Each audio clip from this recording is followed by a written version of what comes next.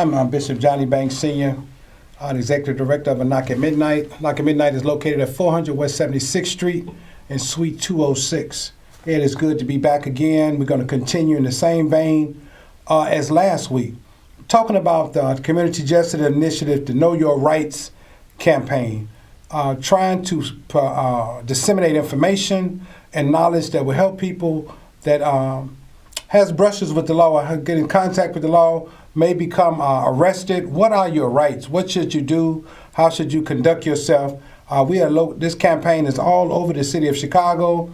The City Council Black Caucus has provided the funding for organizations such as the Knock at Midnight and several other organizations on the south and the west sides to go into the community and do person-to-person contact, small group trainings, or town hall meetings, whatever the case may be, to really get people involved with knowing your rights and how to exercise those rights when you have been arrested.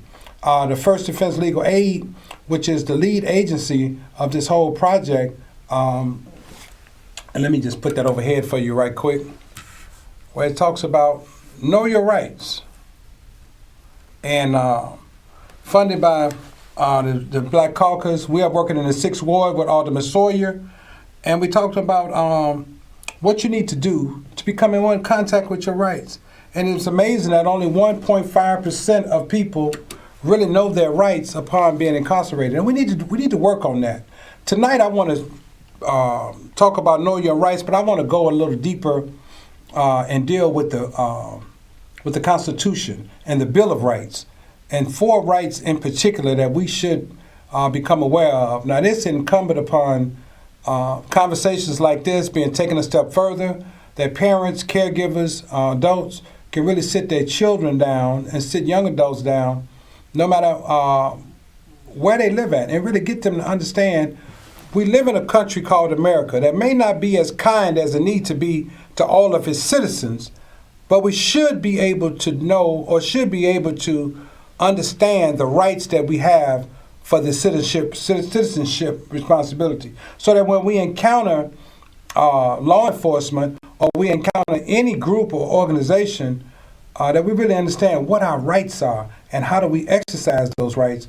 What are those amendments? Because in many walks of life, I hear people talk about stuff like how the Constitution was written for other people and the Bill of Rights was written for other people. Well, that may be all true, but since you're here, you might as well get the information, know how to use the information, know where this information comes from, what was the intent of the information, and if it might not have been intended for you, but it governs your existence in this country, it governs your existence in your community, it governs even down to you being in your home and somebody entering your home and you don't even understand what your rights are as the homeowner or as the person that is dwelling in that space. And someone, a law enforcement comes in, what rights do they have and what rights do they not have? And we see things that's so startling on television and through social media of incident after incident after incident of people's rights being violated and things happening, and sometimes it's reported and sometimes it's not, because as an African American who lives in America, there are so many times I thought this was just the norm. You just shut up and go along with it. Don't make it worse than what it is. You know, that's totally false. Today we have a voice. We need to use that voice, and that voice needs to be an intellectually aligned voice so that we can really tell people when they are dealing with you, you know, I know my rights as a citizen. I know what you should not be doing. I don't agree that you should search me. I don't agree to a pat down. What probable cause do you have for stopping me? Those are questions that's valid. And at least we need to know the questions and know the rights that are associated with asking a particular question. And it's very, very important. Listen, again, my name is Bishop Johnny Banks. I'm with the Knock at Midnight. The Knock at Midnight is located at 400 West 76th Street, Chicago, Illinois, 60620. Our number at our office is 773-488-2960. Reach out to me there. We'll come out to your school, we'll come out to your church or community organization, and we'll do a workshop or presentation of no charge just dealing with. It can even be Zoom if you don't want to do it in person. So you can really start to get people to educated on their rights. You know, one of the things that I want to talk a little bit about is habit and how we are. Children are creatures of impulse. Adults are creatures of habit. And if we can work with our children on their impulse, they can then, as they become older, they can deal with forming healthy habits and forming healthy behaviors that's associated with those habits, so they don't find themselves in situations where they have to compromise themselves, compromise their rights, compromise anything just to go along with something that probably is not right or could lead to really dire circumstances if they don't really understand how they articulate what they need to be doing and how they need to be doing it. Police stopped me the other day. I was riding in my car. They pulled me over. They said, "Did you see the stop sign?" I said, "Officer, I didn't see the stop sign and I didn't see you either." And he just smiled, asked me for my information. I gave my information, and he sent me on my way. But since I'm doing this work, I'm prepared to have a voice and to speak up about really what's going on and why are you even stopping me, period, and point blank. And so we have to prepare ourselves. So let's jump right in into knowing your rights. The Bill of Rights, or the United States Bill of Rights, was really 10 bills initially as they were trying to ratify the Constitution, and they were struggling back and forth with trying to make it what they thought was a fair document. And those Bill of Rights have subsequently, over years, they have been added to and amended, added to and amended. And we need to know what those rights are, especially your 4th, 5th, and 6th Amendments. The 4th, 5th, and 6th Amendments. What are those, and how do they play a role when you are dealing with, or when you have been, your progress have been impeded, or your way have been stopped when it comes to law enforcement? What are those 4 rights? And tonight we're going to talk about the 4th, 5th, and 6th Amendment. I want you guys to really listen. If you want, you can, after we're done, look it up for yourself. Start to a dialogue in your family on what are your rights. Because one of the things that America does, it protects you against unreasonable search and seizure. Nobody can search you, take your belongings, or anything that's going on with you. It can't be done if you don't choose for it to be done. Okay. If you don't choose for it to be done. So, good evening, Minister Banks. Hey, good evening. How are you? All right, I may differ a little bit in terms of your opinion, especially regarding children. I would tell children, know your right, but be polite. And children, a lot of times, do not know how to deal with police officers. And I would tell them, don't argue with police officers at all, because you cannot win that argument. You got to wait till, like, reinforcement to come. And I would also tell them, you cannot win. You know, I mean, the place to deal with any type of problem is a court of law. You don't want things to escalate. It may have been a misdemeanor, it may not nothing at all. You don't want to escalate the problem, become worse. You could have the most dumbest public defender be able to take care of you if you don't have a whole lot of charges. When your public defender could go on the offense instead of the defense, that make things way better. I'm going to wait and hear you comment on what I said. Okay, well, thank you for calling. And caller, we don't necessarily have a disagreement. We just kind of see it a little different, because what I'm talking about is educating a child so they know their rights, so that if they are stopped by a police officer, they know that they can speak about certain things because they have knowledge of it. Because you don't have knowledge of things, you don't speak on it. Oh, since we don't give children knowledge, we tell them to be quiet. But if a child is educated by their parents on they have a right not to be searched, they can simply say it. You don't have a right to search me. That's on the body camera. They got that trapped on camera. Why are you stopping me? That's trapped on camera. That's what these body cameras are all about. See, we have to use it because it's for us as well. Now, there may be times that the officers don't have those cameras on, but that still does not negate the fact that an uneducated population of African American people, they are not ready to even stand up for themselves. We talking about standing up for yourself, having a voice that is trained, having a voice that is knowledgeable, not hollering and screaming and making stuff worse, but letting the officers know, or whoever may be involved with you at this time, listen, I understand what you're doing, and I understand what my rights are based on what you're doing. Because nobody can just come and search you for no reason. Why are you messing with me? Let me give you an example. The Fourth Amendment requires that if a person comes to your house to raid your house or come into your house, they must have a warrant. And that warrant has to spell out exactly what they are looking for. Anything that's not on that warrant is impermissible when it comes to court. We need to know that. We panic, we go through a lot of changes, and things happen. I would like to believe that police officers are fair in some respect, just like I know they're unfair in some respects. I'm not naive. But a lot of what I'm talking about is just simply educating our families, educating ourselves, educating our children, so that when things happen, if a police officer, if you got something on you, if a person stops you for, they said that they have probable cause because you look like somebody. We all look alike. We can talk about that. We can intellectually discuss that. So most of this, what I'm talking about this evening, callers, if anybody else want to call in, is we're just talking about our rights, the things that we don't know, that we don't exercise, that can help us when we are in situations that are not really popular and not really working in our interest, so to speak.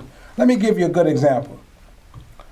Fourth Amendment law deals with three issues: the government and its activities around search and seizure, what constitutes probable cause to conduct a search, and how to address violations of the Fourth Amendment. This is what this is all about. We go and hire lawyers for this stuff when we could read it ourselves. And we could even talk to the lawyers about, at least I understand my basic rights as a citizen. Now, these are the things I need you to deal with, and I can even help the lawyer address what's going on in my case and in my situation, or understand what he is or is not doing based on law. And it's in a book. And all we have to do, and all I'm saying is we just read it and become understanding of it. This is why this program is so important, because it helps people really start to understand, what are my rights? How do I exercise my rights and continue moving in the right direction? Let's go, because as time goes so fast. The Fifth Amendment just applies to the government about protections called due process. What is due process?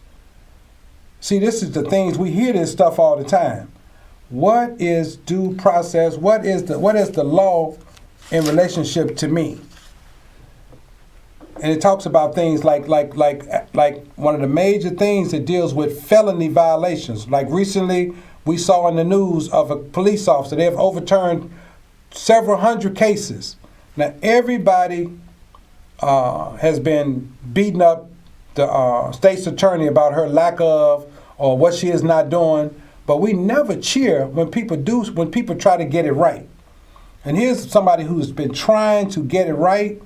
They're getting right. They're overturning these wrongful convictions. People that have these felonies, they can get their backgrounds right. Because one of the things I do know, if you have a felony, trying to have a job, and especially in the city of Chicago, is virtually impossible to try to get a job, because we don't own a lot of companies that don't have restrictions on hiring based on the fact that We may have not-for-profit organizations or organizations that are restricted on who they can hire and what they can and cannot do. We don't have the companies that we have. We have restrictionless, and we can hire whoever we choose to. Other nationalities and other races, their people own companies. They can come out of jail and go right into work and never worry about a felony. On the other hand, we have an issue, and all of our young men and a lot of our young women are saddled with felonies, and they can't do anything about it, and they constantly have to find work in the streets. They have to find money in the streets. They have to try to make a way for themselves because they can't qualify for simple employment. And every employer needs jobs right now, but they don't qualify because they have been saddled with a felony. And the Fifth Amendment talks about only way a person can be saddled with a felony is they have to be indicted by a grand jury. I know most people have never heard that before. But if you haven't been turned over to a grand jury, how can they stick a felony on you? And it's a lot of people walking around with felony convictions because they copped out to the felony. If they'd have just went through the process and had either bond money, and now they're talking about trying to make sure that for some of these cases, people don't have to have bonds because they're going by the law. We need to understand the law. What is the law? And how do we make this law work for us? And I think that becomes very important, and it's incumbent upon parents to teach your children about these things, even if they are arrested. And let me give you an example. If a person is arrested,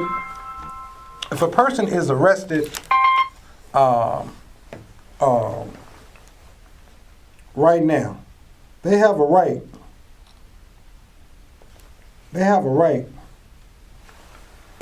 Sorry, my phone ringing. If a person is arrested, they have a right to call 1-800-LAW-REP-4, and an attorney will be sent to them free of charge that will help them with their case. I got that wrote down somewhere. Let me pull it up so you can see it and you know exactly what I'm talking about. You call in, you ask for an attorney, and one will be made available to you free of charge. It doesn't cost you anything. And that number is 1-800-LAW-REP-4. 1-800-LAW-REP-4. First Defense Legal Aid has a team of lawyers that are waiting for these calls. You make the phone call. They come out to the whatever precinct that you're in or whatever police station that you're in. And generally they come within an hour. You have a right to this phone call. But we talk about this stuff, the rights we have and things of that nature, but we need to go a little further than that. And these things start at home. We teach our children certain things. We teach them how to stop, drop, and roll. We teach them when they hear gunfire that they should duck or hit the ground or lay on the ground. Well, what about how to understand and how to practically deal with their rights? You can't deal with what you don't know. And many times we find that people are struggling knowing their rights. We hear all the stuff on TV, double jeopardy. Well, a child needs to know, certain things like the Bill of Rights says you can't be tried for the same thing twice. You don't have to say anything about anybody. Even the program, Know Your Rights, tell you don't have to say anything. That you can simply ask someone to, or tell someone that you take the fifth. Yes, we have another caller. Caller, are you there? Hello? Can you hear me? Yeah, I can hear you now. This is the thing you talking about. You do have the right to remain silent, and a lot of times people don't realize that because you wind up talking yourself into a felony, and police would tell you sometimes to man up, be a man, whatever, and you be helping them send you to prison. That's a basic right. You keep your mouth shut. You don't talk to nobody in no police station, anything like that. Even a good attorney will not talk to you in the police station. They go to their offices if they can.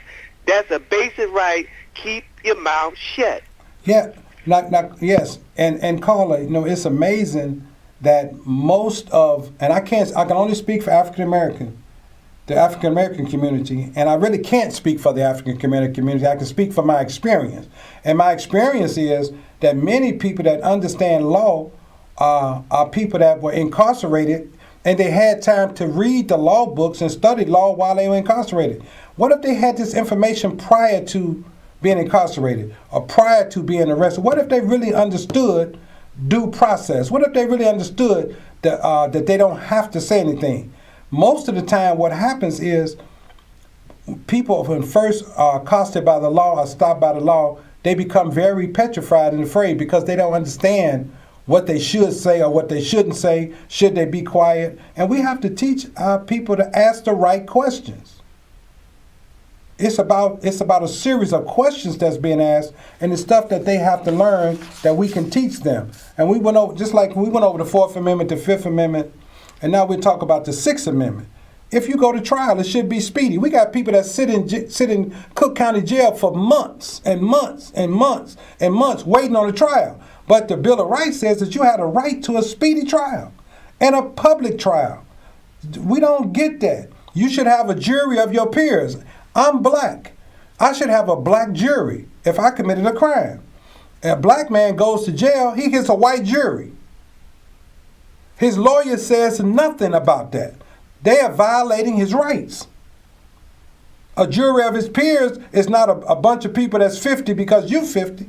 A jury of your peers is people that understand your history, your law, the science that governs you. They understand your culture. They understand your nationality. They understand your problems, questions, issues, and needs. That's a jury of your peers. Our people don't get that. And so the question then becomes, do you really know your rights? This is what I'm talking about, callers. This is what I'm talking about, audience.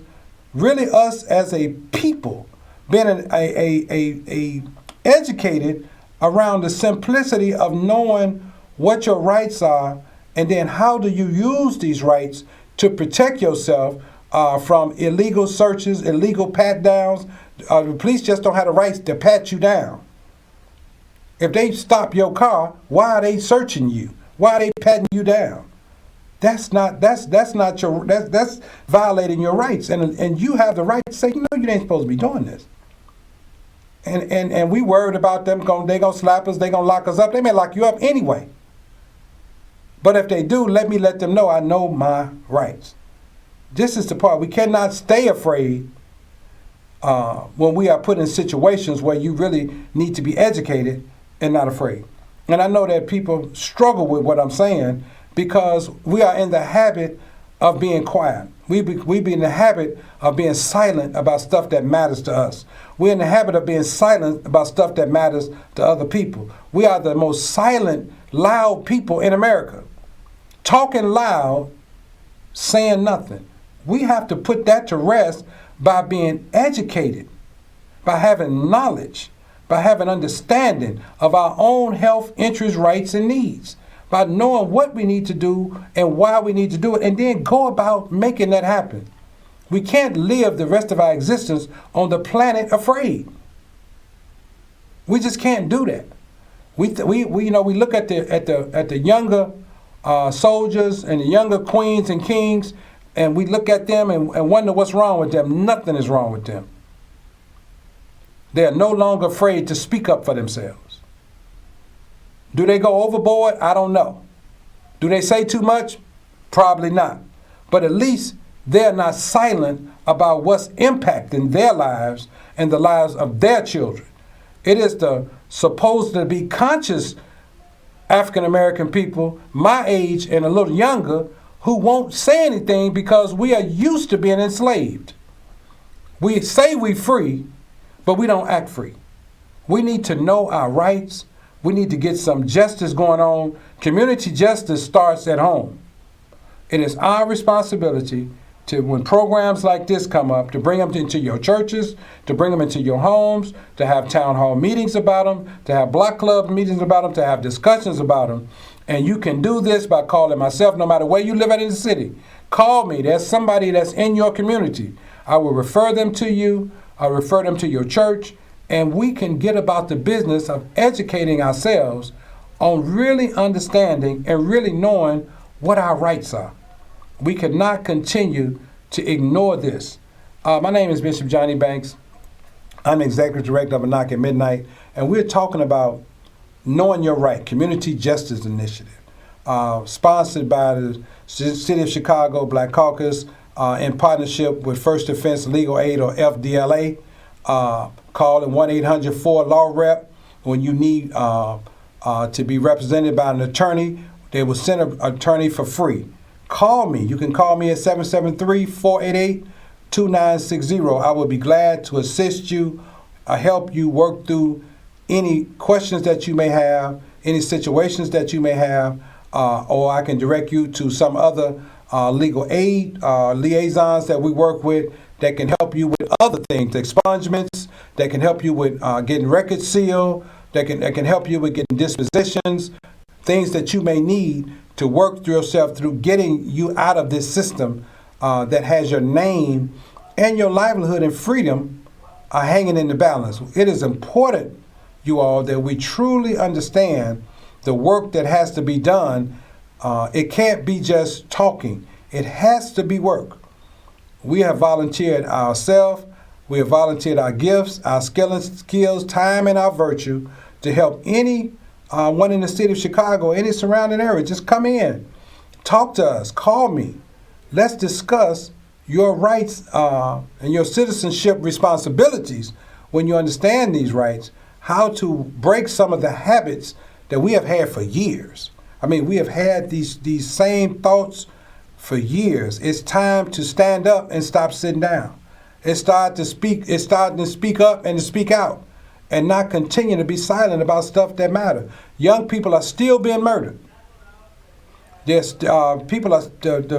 I think when the weather broke the other day, we had a lot of mayhem going on. A lot of violence occurred.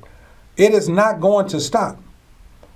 We must face this thing from a truly, truly educated, conscious perspective. Do the things that we have to do to get us where we need to go.